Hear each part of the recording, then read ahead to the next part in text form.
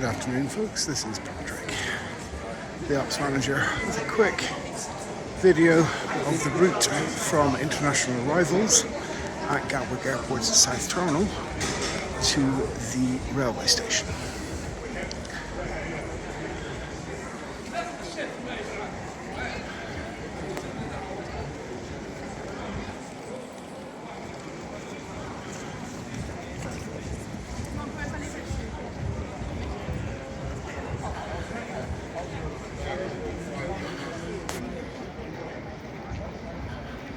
On my right currently is local arrivals, if you're coming from within the UK or the Republic of Ireland.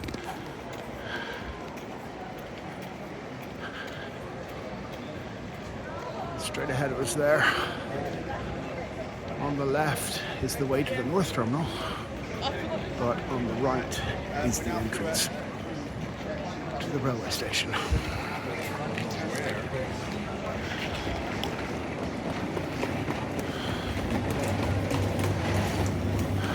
Actually, technically both doors go to the same place. So that's the route there to the North Terminal. So if you're coming in from the North Terminal, you'll come down that route. And this here is Gatwick train station.